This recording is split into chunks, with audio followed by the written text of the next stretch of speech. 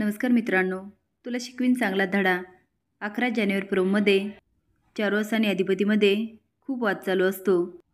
दुर्गी आजीला अडवण्याचा खूप प्रयत्न करते, पण आजी काय ऐकत नाही। बाहेर गेल्यानंतर तिला अधिपती आणि चारुहासचा आवाज येतो। ती आता घाईघाई जाते आणि दोघांना थांबवायचा खूप प्रयत्न करते। चारुहास म्हणतो, बघितलं आई, तुमच्या मुलीने माझ्या घराचं काय करून ठेवलं। माझा मुलगा त्याच्या बायकोला आणायला तयार नाही। जिने हे घर सांभाळलं ना, तिला घराच्या बाहेर जावं लागलं। कुणामुळे? त्या भुवनेश्वरीमुळे। खूप कपटी आणि कारस्थानी बाई आहे। अधिपती, आता तरी डोळे उघड। अधिपती शांत बघून दुर्गी शॉक होते आणि म्हणते, हे अधिपती का बोलत नाहीये। चारुहासचा मात्र भुवनेश्वरीवर संताप चालू असतो।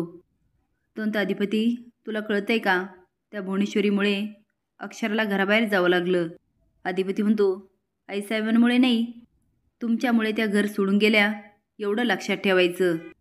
तुम्ही जर त्यांच्या डोक्यात भरवलं नसतं तर आमचा संसारच तुटला नसता, पण तुम्ही आईसाहेबांच्या विरोधात त्यांच्या मनात भरवलं आणि मास्तरीबाईने तुमचं ऐकलं।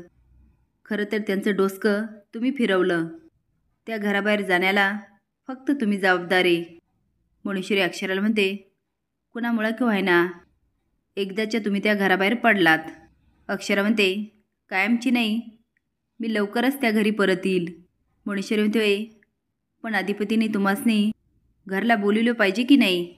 अक्षरा ठामपणे म्हणते, मला अधिपतीच घरी घेऊन जातील आणि ते पण अगदी प्रेमाने आणि मानाने। हे माझं तुम्हाला चॅलेंज आहे। भुवनेश्वरी म्हणते, चॅलेंज स्वीकारलं।